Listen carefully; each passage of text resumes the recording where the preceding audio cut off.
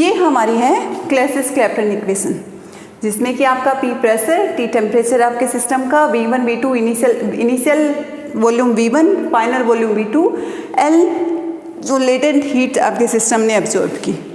अब हम इससे डिस्कस करते हैं कि आपका प्रेशर के साथ साथ सब्सटेंस है उसका मेल्टिंग पॉइंट या बॉइलिंग पॉइंट कैसे चेंज होता है। तो सबसे पहले हम डिस्कस करते हैं बॉइलिंग पॉइंट।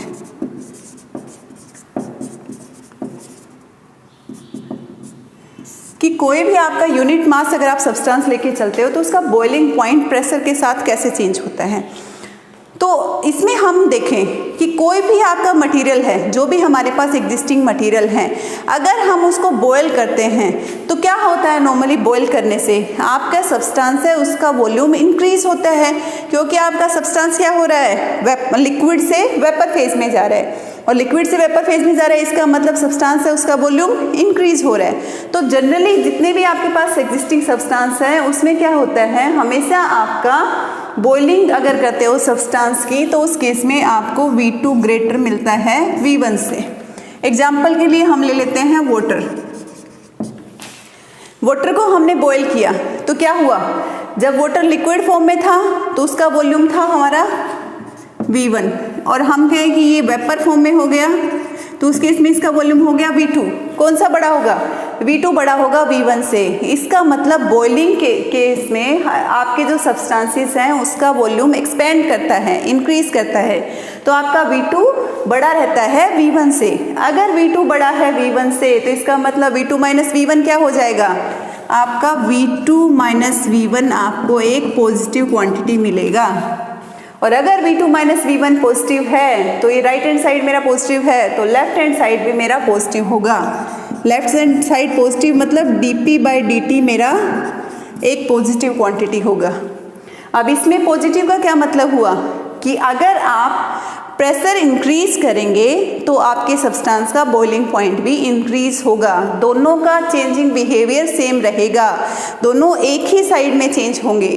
कि अगर मैं कहती हूँ कि मैंने मेरे सब्सटेंस का प्रेशर इंक्रीज किया, सब्सटेंस के ऊपर जो प्रेशर है उसको इंक्रीज किया, तो उस सब्सटेंस का बॉइलिंग पॉइंट भी इंक्रीज होगा। तो हम कह सकते हैं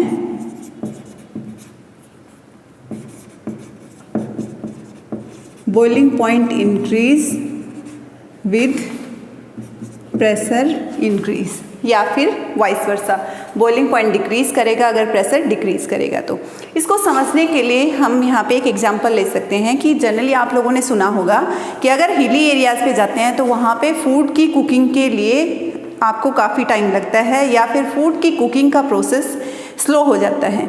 तो वो क्यों होता है उसको समझने के लिए हम यहाँ पे देखते हैं कि आपका लैंड एरिया है एक, एंड एक आपका हिल वाला एरिया है, ठीक है। जब लैंड एरिया की बात करते हैं तो हम मान लेते हैं कि बॉइलिंग पॉइंट आपके वाटर का है 100 डिग्री सेल्सियस, ठीक है।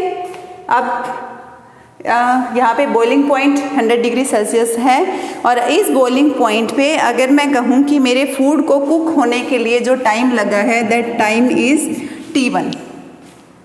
अब मैं हिली एरिया की बात करती हूँ। जैसे ही मैं हिली एरिया पे गई, इस केस में मेरा प्रेशर कितना था P1। जब हिली एरिया पे गई तो मेरा ये हो गया TB2 एंड प्रेशर हो गया P2। बॉइलिंग पॉइंट चेंज हो गया, प्रेशर चेंज हो गया। क्यों? क्योंकि यहाँ पे लैंड पे आपका प्रेशर ज़्यादा होता है, इस वजह से बॉइलिंग पॉइंट ज़्यादा है।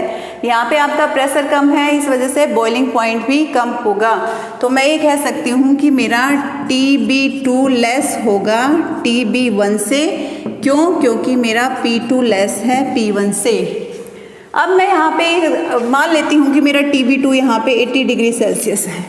कम टेम्परेचर पे ही मेरा वाटर बॉयल होना स्टार्ट हो गया, और जो मेरी वेजिटेबल हैं उनको कुक करने के लिए मुझे चाहिए था 90 डिग्री सेल्सियस टेम्परेचर। तो अब वाटर तो बॉयल होना स्टार्ट हो गया है। अगर बॉयल होना स्टार्ट हो गया इसका मतलब 90 डिग्री सेल्सियस टेम्परेचर अचीव नहीं करेगा वाटर, उससे पहले ही बॉयल हो जाएगा, और उससे पहले ही बॉयल हो गया तो वो पर्टिकुलर टेम्परेचर जो वेजिटेबल्स को कुक होने के लिए चाहिए था वो नहीं मिल पाएगा।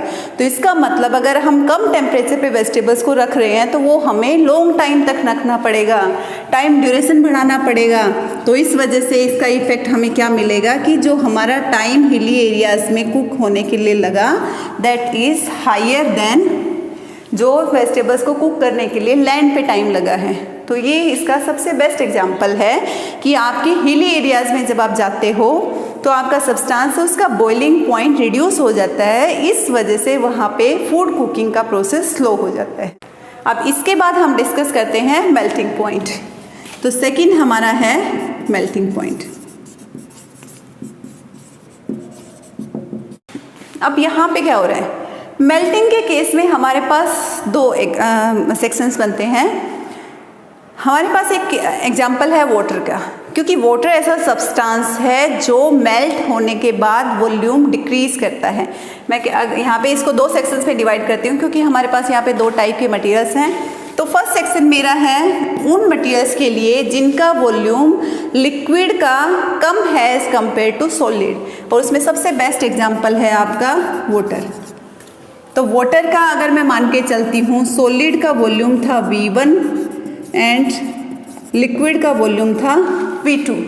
तो क्या होगा, वाटर के केस में जब मेरा सब्सटेंस मेल्ट करेगा तो मेल्ट करने के बाद उसका वॉल्यूम कम होगा एज कम्पेयर टू उसके सॉलिड फॉर्म के वॉल्यूम से। तो वाटर के केस में मुझे मिला V2 लेस देन V1, और जिन सब्सटेंसेस के लिए V2 लेस देन V1 होगा उनके लिए V2 माइनस V1 क्या हो गया, एक negative quantity. It means dP/dt भी क्या हो गया, एक नेगेटिव क्वांटिटी, क्योंकि V2 माइनस V1 नेगेटिव है, राइट हैंड साइड इक्वेशन का नेगेटिव है, then dP/dt is also negative. और अगर dP/dt नेगेटिव है, इसका मतलब प्रेशर एंड मेल्टिंग पॉइंट के का जो चेंज है उनका बिहेवियर अपोजिट होगा, कि अगर मैं प्रेशर इंक्रीज करती हूँ देन मेल्टिंग पॉइंट डिक्रीज करेगा, अगर प्रेशर डिक्रीज करती हूँ तो मेल्टिंग पॉइंट इंक्रीज करेगा। तो इस टाइप के सब्सटेंस जिनमें V2 लेस है V1 से, हम कह सकते हैं melting point decrease with pressure increase and vice versa. अब उसके बाद हमारे पास सेकंड सेक्शन यहाँ पे मिलता है उन टाइप्स के मटेरियल्स का जिनका वॉल्यूम इंक्रीज होता है जब वो सॉलिड से लिक्विड में कन्वर्ट होते हैं। तो इसका हम एग्जांपल ले सकते हैं यहाँ पे वैक्स। इसमें क्या है आपका, अगर सॉलिड का वॉल्यूम मेरा V1 है, लिक्विड का वॉल्यूम मेरा V2 है, तो वैक्स के केस में या फिर और अदर आपके सब्सटेंसेस हैं उनके केस में आपका लिक्विड का वॉल्यूम सॉलिड के वॉल्यूम से ज़्यादा होता है। तो इसका मतलब मेरा V2 ग्रेटर है V1 से, और जिन सब्सटेंसेस का V2 बड़ा है V1 से उनके लिए V2 माइनस V1 क्या हो गया यहाँ पे, पॉजिटिव क्वांटिटी, देन dP/dt ये भी आपका पॉजिटिव हो गया, क्योंकि V2 माइनस V1 पॉजिटिव है, इसका मतलब dP/dt भी आपका पॉजिटिव है। तो जिन सब्सटेंसेस का मेल्टिंग के बाद जो लिक्विड का वॉल्यूम है वो बड़ा है सॉलिड के वॉल्यूम से, ज़्यादा है सॉलिड के वॉल्यूम से, उन सब्सटेंसेस का आपका प्रेशर एंड टेम्परेचर का जो इंक्रीमेंट या डिक्रीमेंट होगा वो एक साथ होगा, मीन्स सेम डायरेक्शन में फ्लो करेंगे। कि अगर मैं कहती हूँ मेरा मेल्टिंग पॉइंट, यहाँ पे मैं कह सकती हूँ कि मेल्टिंग पॉइंट मेरा इंक्रीज होगा व्हेन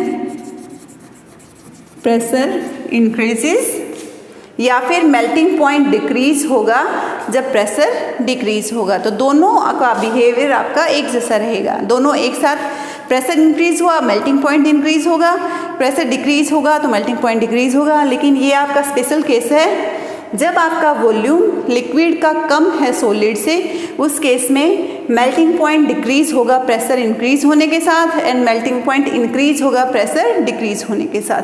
तो ये काफ़ी इंपॉर्टेंट आउटकम्स हैं इस क्लैसिस-क्लैपेरॉन इक्वेशन के, और इस इक्वेशन की हेल्प से हम प्रेशर का effect boiling point and melting point पे अच्छे से एनालाइज कर सकते हैं। तो ये आपका सब क्लैसिस-क्लैपेरॉन इक्वेशन या फिर लेटेंट हीट इक्वेशन था।